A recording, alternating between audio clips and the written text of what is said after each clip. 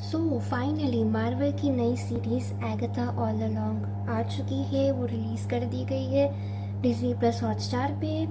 19 सितंबर को वो शुरू होने वाली थी। 18 सितंबर उसका अमेरिका का टाइम था, यहाँ का 19 सितंबर था। So let's review. तो अब बात की जाए इसकी ओवरऑल सीरीज़ की, तो 2 ही एपिसोड रिलीज़ किए हैं पर मुझे अच्छे लगे। स्टोरी काफ़ी ज़्यादा अच्छी है इसकी। अभी तो अच्छा लग रहा है, आगे देखते हैं और कितना क्रीपी होगा क्या। म्यूज़िक इसका अच्छा लगा, इंट्रो एंड आउट्रो भी बढ़िया थे। तो बात करते हैं इसके फर्स्ट एपिसोड की स्टोरी के। फर्स्ट एपिसोड में हम ये देखते हैं कि एग्नेस नाम की एक डिटेक्टिव है जिसे कि अपने काम से निकाल दिया गया था। उसे सस्पेंशन दी गई थी क्योंकि उसने एक सस्पेक्ट को मारा था और फिर वो सस्पेक्ट बाद में मुजरिम करार भी दिया गया था। बट उसे एक केस सॉल्व करने के लिए बुलाया गया है और उसे एक लड़की की डेड बॉडी मिलती है और वो डेड बॉडी को वहाँ पर घसीट कर नहीं लाया गया है कहीं से, तो फिर उठा के लाया गया है। घसीटा नहीं गया, जस्ट उठा के लाके फेंक दिया, ऐसा हो गया। एंड उसके पास जाती पता नहीं क्यों एग्नेस एकदम अलग ही बिहेव करने लगती है। वहाँ जाते ही वो एकदम अलग बिहेवियर देने लगती है और वहाँ पर वो जो बॉडी है वो क्लियरली वांडा की दिख रही थी क्योंकि उसने हुडी पहन रखी थी, या मैं कह सकती हूँ ऐसा जर्किन टाइप्स कुछ पहन रखा था।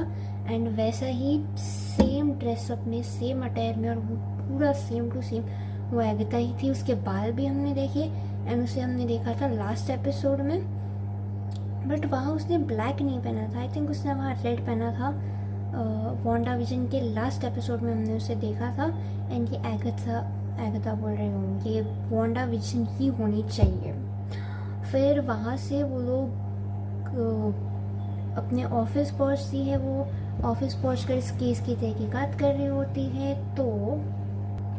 तो एक डिटेक्टिव उससे मिलने आती है। एफबीआई की एक एजेंट है, वो उससे मिलने आती है एंड तभी से चीज़ें और थोड़ी टोल मोल होने लगती है एंड वो इस एजेंट को भी बिल्कुल नहीं चाहती। फिर रात में वो अपने घर जाती है, वो उसी को देख रही। फिर वहाँ से वो जाती है एक लाइब्रेरी में। वो अपने घर नहीं जाती, मैं वो भूल गई थी थोड़ा। तो वो लाइब्रेरी जाती है। लाइब्रेरी में जाके वो एक बुक को ढूंढ रही होती है। वो बुक उसके पास में, उस बुक का कार्ड मिलता है, बहुत सारी डेट्स लिखी होती है। ये डेट्स मार्वल हमेशा ऐसे ही करता है, जो भी उसको डेट्स लेनी होती है ना, वो किसी राइटर की डेट ले लेगा या फिर किसी और एक्टर का बर्थ डेट वगैरह, ये सब कुछ, कोई कॉमिक बुक की रिलीज डेट वगैरह, ये सब ले लेगा। सो वो डेट्स तो आपको और भी रिव्यूज़ में पता चल ही जाएंगे कौन सी डेट्स थी। वो डेट्स थी, डेट्स के साथ में तो पहले भी कई लोगों ने बता दिया है कि वो डेट्स कौन सी डेट्स हैं एंड क्या। उस पर नाम लिखा आ रहा था वांडा मैक्सिमोव। ये तो हम आगे के शॉट में देखते ही है और ये ट्रेलर में भी हमने देख लिया था कि उसमें लिखा था। बट वो जो बुक है, वो बुक जब वो ढूंढने गई तो वहाँ पर हमें फायर दिखी हुई मिली कि वो जल गई थी, आग लग गई थी। वो बुक्स को जला दिया गया था एंड वो बुक्स बिल्कुल भी नहीं बची।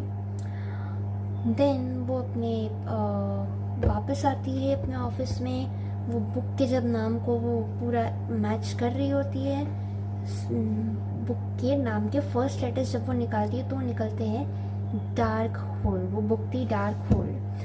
फिर वो अपने घर जाती है, तब चीफ उसे घर भेज देता है।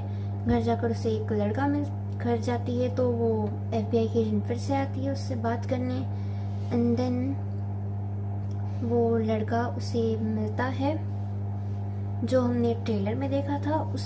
वो लड़का उसके घर चोरी करने आता है। वो खुद को एक बड़ी डिटेक्टिव समझ रही है, वो बताती है कि मैं बहुत बड़ी डिटेक्टिव हूँ वगैरह वगैरह। वो उसको लेके चोरी के इल्ज़ाम में उसको पकड़ लेती है। उसका इंटरोगेशन चल रहा होता है कि तभी वो लड़का कुछ जादू मंत्र करने लगता है। वो फोटोज़ दिखाती है कि 1 से 3 के बीच में कल रात को तुम कहाँ थे पूछती है, तो वो फ़ोटोज़ भी गायब। फ़ोटोज़ में कोई लड़की नहीं दिख रही, बल्कि उस फोटोज़ में एक गार्डन दिख रहा है, मानो काइंड ऑफ एक वो दिख रहा है, ऐसा फूल बगीचे दिख रहे हैं। एंड देन वो उसको अपने जादू से मुक्त करता है और वो उसे वांडा के उस जादू से बाहर निकाल रहा है। फिर वो वहाँ से जाती है उसकी डेड बॉडी देखने, उसे वो डेड बॉडी दिखती है। ये जो विच जो अपनी एजेंट है वो भी उसे वहाँ दिखती है। जो एजेंट थी वो इंटरोगेशन रूम से तो गायब हो गई थी, वो उसे वहाँ दिखती है और वो धीरे धीरे अपने एक रूप से बाहर निकल रही होती है। जो जितने भी रूप हमने उसके वांडा विजन में देखे थे वो सारे रूप से वो बाहर निकल रही होती है। एंड फाइनली वो हमें उसके घर पे दिखती है। वो एकदम अपने पूरे कपड़े निकालती है, सब करती है एंड लास्ट में वो पूरी नंगी दिखती है हमें। आई मीन क्या, वो पूरी नंगी दिखती है, वो पूरी बाहर जाती है, सब वैसी कपड़े भी नहीं पहनती, कुछ नहीं, वो बाहर जाती है।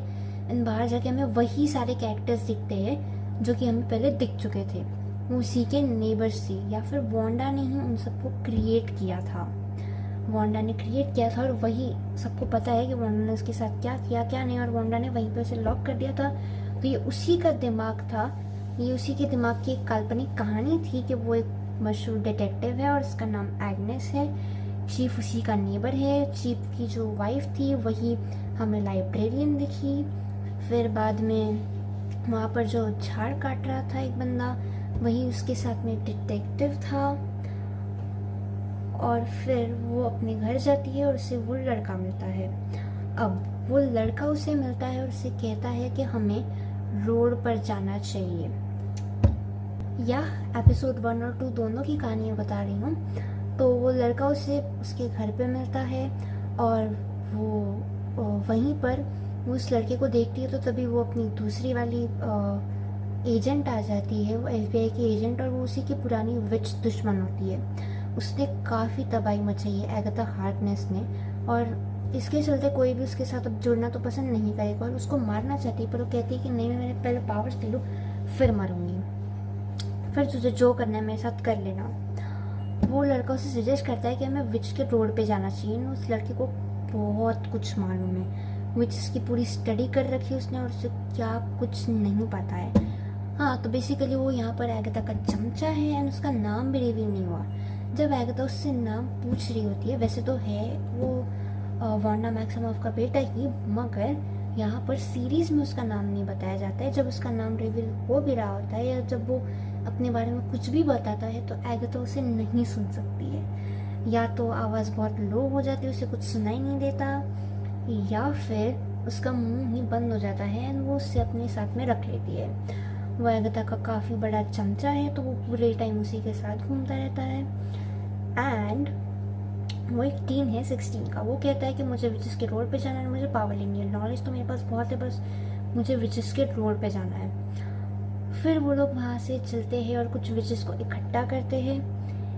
एक विच उन्हें मिलती है अपना भविष्य बताने वाली, एक विच मिलती है जो कि लिलिया लाइला जो भी नाम होगा उसका वो। एंड देन वो उसको 4 नाम देती है, चारों में से वो 2 को तो कलेक्ट कर लेती है बट वो एक को कलेक्ट नहीं करती, और एक उसके घर के पास की लेडी होती है, वो उसे कलेक्ट कर लेती है, मिसेस अर्थ। या मैं कहूँ जो नाम मिसेस अर्थ नाम उसे वांडा ने दिया था बट उसका नाम कुछ और ही है। फिर ये सभी लोग डिसाइड करते हैं कि ये लोग जाएंगे विचेस के रोड पे वॉक करेंगे। वो पूरा गाना गाते हैं, गाना गाने के बाद वो विच का रोड नहीं खुलता तो एक दूसरे को ब्लेम करना शुरू कर देते हैं। बट फिर बाद में वो विच का रोड खुल जाता है और तभी बाकी की विचेस भी आ जाती है एगाथा को मारने, बट वो लोग विच के रोड पे फाइनली चले जाते हैं। वैसे इसमें एक इंटरेस्टिंग डिटेल ये भी था कि जो लॉकेट था वो उसे एक लॉकेट मिला था जो हमने देखा था ट्रेलर में और सबने बताया भी था वो लॉकेट कौन सा है। वो लॉकेट उसे मिलता है और उस लॉकेट में उसे बाल दिखता है और वो लॉकेट में 3 देवियाँ बनी हुई होती है और ये लॉकेट उसे वहीं पर पास में बॉडी के पास में ही मिलता है। तो फाइनली दरवाज़ा खुल चुका है, एगाथा रोड पर चल चुकी है और अपने कवन के साथ में एगाथा निकल पड़ी है उस रोड को चलने के लिए। इंटरेस्टिंग बात मैं ये और कहूँगी इस शो के बारे में कि इसमें जो इंट्रो है उसे भी हिंदी में डब किया गया है और तो और जो गाना ये लोग गा रहे हैं वो भी हिंदी में डब किया गया है। पूरे सॉन्ग को हिंदी में डब किया गया है। ट्रेलर में उसे डब नहीं किया गया था बट इस शो में इसे पूरी तरह से dub. Okay, so that's it for this video. आपको अगर वीडियो पसंद आई होगी, रिव्यू अच्छा लगा होगा तो लाइक ज़रूर करें, चैनल को सब्सक्राइब करें। हम मिलते हैं आपसे नेक्स्ट वीडियो में, नेक्स्ट एपिसोड के रिव्यू में अगले हफ्ते। Till then bye bye.